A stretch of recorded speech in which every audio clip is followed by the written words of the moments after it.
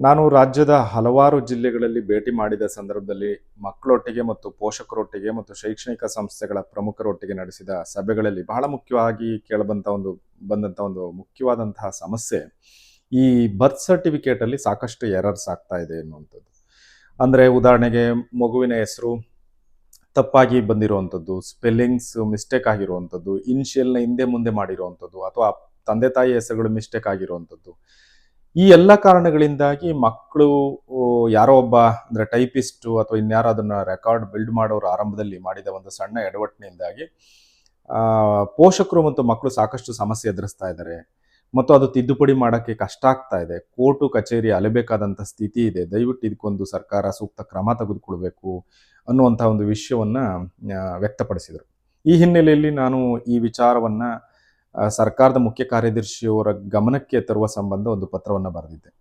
ಆ ಪತ್ರದ ಪರಿಣಾಮವಾಗಿ ಈಗ ಕರ್ನಾಟಕ ನಮ್ಮ ಯೋಜನೆ ಮತ್ತು ಸಾಂಖ್ಯಿಕ ಇಲಾಖೆ ವತಿಯಿಂದ ಜನನ ಮತ್ತು ಮರಣ ನೋಂದಣಿ ವಿಭಾಗ ಏನಿದೆ ಅದರ ರಾಜ್ಯ ಅಧಿಕಾರಿಗಳು ರಾಜ್ಯದ ಎಲ್ಲ ಜಿಲ್ಲಾಧಿಕಾರಿಗಳಿಗೆ ಹಾಗೂ GBA ಆಯುಕ್ತರುಗಳಿಗೆ ಒಂದು ಸರ್ಕ್ಯುಲರ್ ಅನ್ನು ಹೊರಡಿಸಿ ಈ ರೀತಿಯ ಸಮಸ್ಯೆಗಳು ಮರುಕಳಿಸದಂತೆ ತಾವು ನೋಡ್ಕೋಬೇಕು, ಸಿಬ್ಬಂದಿಗಳಿಗೆ ಸೂಕ್ತ ತರಬೇತಿ ಕೊಡಬೇಕು ಮತ್ತು ಅವರಿಗೆ ಒಂದು ಪ್ರಾಪರ್ ಮಾನಿಟರಿಂಗ್ ಸಿಸ್ಟಮ್ ಇರಬೇಕು.